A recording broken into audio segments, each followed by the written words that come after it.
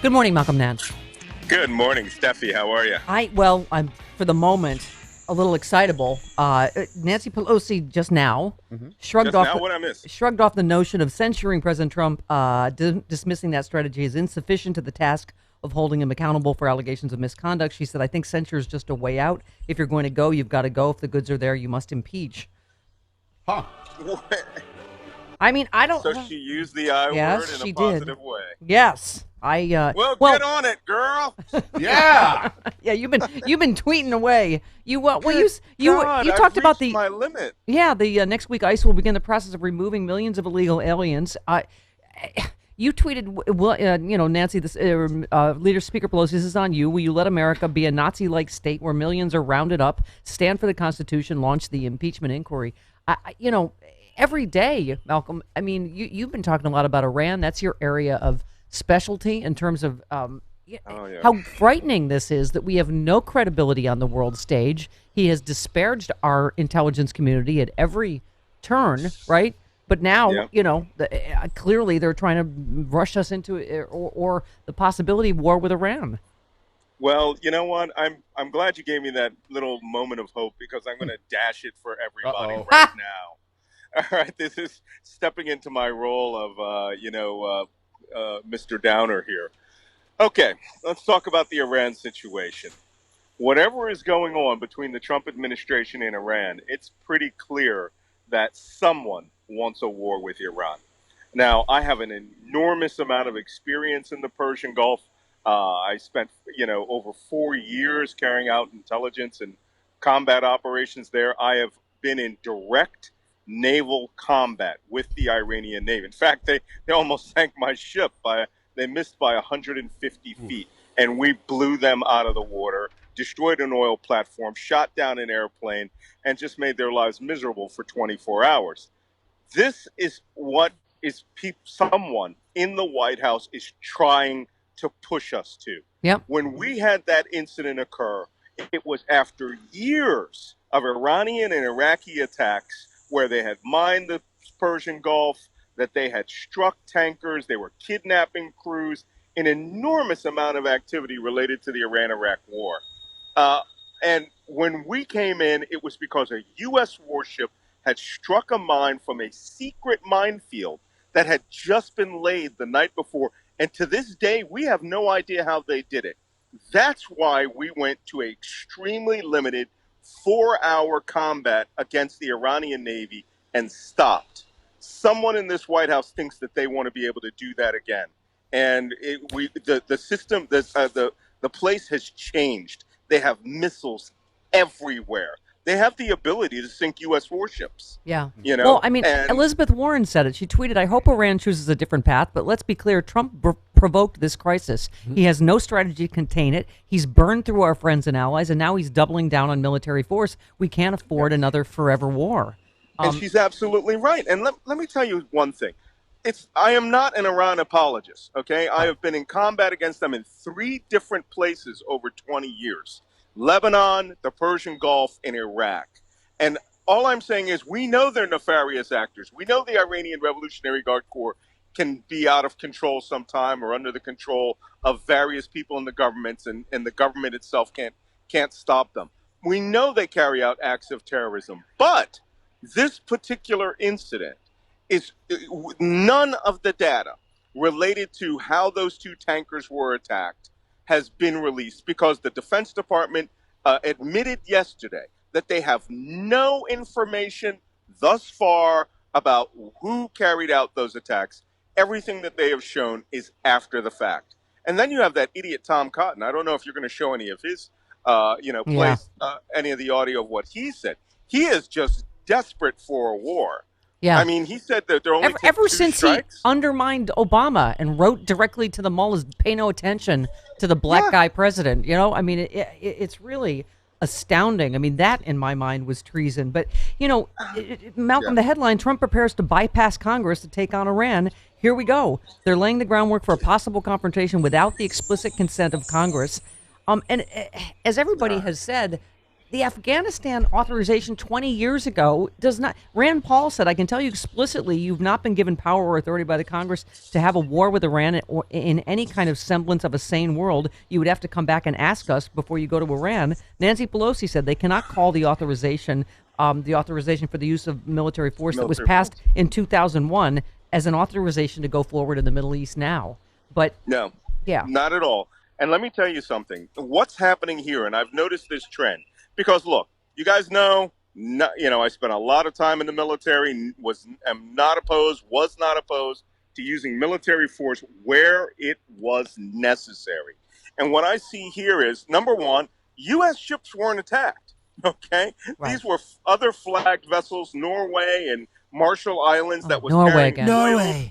Norway. Which, by the way, in my world, that is way too much of a coincidence that we have two different attacks, and the quote-unquote neutral European Union NATO member, that vessel that's attacked, was a Norwegian-flagged vessel. The second time it started looking like someone is specifically choosing that vessel to sort of bring in the Europeans. But I don't know. You know why? Because there's no evidence related to any of this. This is what I do know. Yeah. I know the capability of the Iranian armed forces. And I can tell you right now, what someone wants is they want a small clash. That small clash will lead them to come and say, we need to increase our combat operations. We can't do it. We need an authorization for the use of military force. They will start with a 90-day War Powers Act, which the president, stupidly, Congress gave him that authorization for the president to just go into armed conflict, and then they will precipitate a crisis that will make Iraq and Afghanistan look like Sunday morning parks with ice cream. Yeah. Because if Iran is not a joke, and I'm saying this as an intelligence professional who has been in that region for 30 plus years, when we fought in Iraq, we were fighting 5 million. We were actually going up against 5 million Sunni Iraqis. They had 80,000, just 80,000 part-time combatants and about 20,000 full-time combatants. They killed 4,493 Americans over 8 years. This is a country with 85 million people. Okay, and every one of them is going to pick up a weapon. They have 30 million men between the ages of 17 and 35. Every one of them can be brought on board and armed and turned into an insurgent. And I mean, we couldn't even carry out a combat action on their coast and hold it.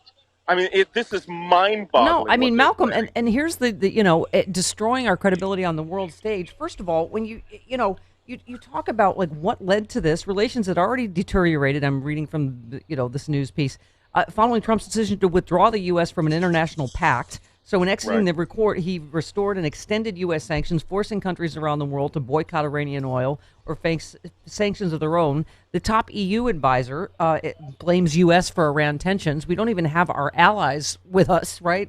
He said this is happening for one reason that has not been cited so far, which is the fact that the U.S. has violated the Joint Comprehensive Plan of Action, meaning the Iran deal. You're not living up to your side of the deal. And so, And he wants us to withdraw from the deal. And now Mike Pompeo says the Iranians aren't living up to the deal. Well, we're not even in a deal. You broke it. Right. And now that the Iranians are coming up to their low-grade nuclear threshold, right, for enriching low-grade, having enough, a certain amount of low-grade uranium, we took 98% of their weapons-grade uranium away from them. 98%. They do not have the capacity to get near building a bomb for 15 years. Trump pushed them back to where they could do it in a year if they really committed themselves. Someone is pushing this thing because it just doesn't make sense. President Rouhani said Iran will not wage war against any nation, despite all Americans' efforts in the region and their desire to cut off our ties with all of the world and desire to keep Iran secluded. They've been unsuccessful. He also said that, Trump administration inexperienced in international affairs. No kidding. I mean, if you could write a handbook on the exact wrong way to go about this, this would be it. I gotta ask you one more. Iran says CIA spy network dismantled. they say they have dismantled a new espionage network linked to the U.S. to the CIA, arrested a number of spies, and what it termed a wide-reaching blow to U.S. intelligence. Tehran said they carried out the operation in cooperation with foreign allies without naming any state. What do you make of this? No comment. Spoken like a true okay, spy. I'll make a quick comment.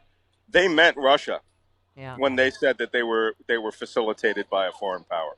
And I believe that. Look, this is a power play by Russia. Trump has surrendered all of the Middle East and South Asia to Russia at this point. And Russia is out to eat our economic lunch. What they are doing is they are going and taking markets the United States won't touch or won't go near. They are facilitating Iran's actions in the Gulf. They know that they can get weapon sales on both sides of the region. They also don't forget that Mike, what is his name? Mike Flynn's, 21 nuclear reactor Marshall Plan that he had secretly came up with before the election is still going through. Russia is providing those nuclear power plants. Trump is trying to transaction all of America's leverage in the world for an arms sale, for an oil sale. Yeah. And which even the Republicans don't want. I mean, this is why it feels like we're reaching a boiling point is, there are obviously Republicans that finally are like, you can't go to war without congressional investigation. You can't sell nuclear secrets to Saudi Arabia.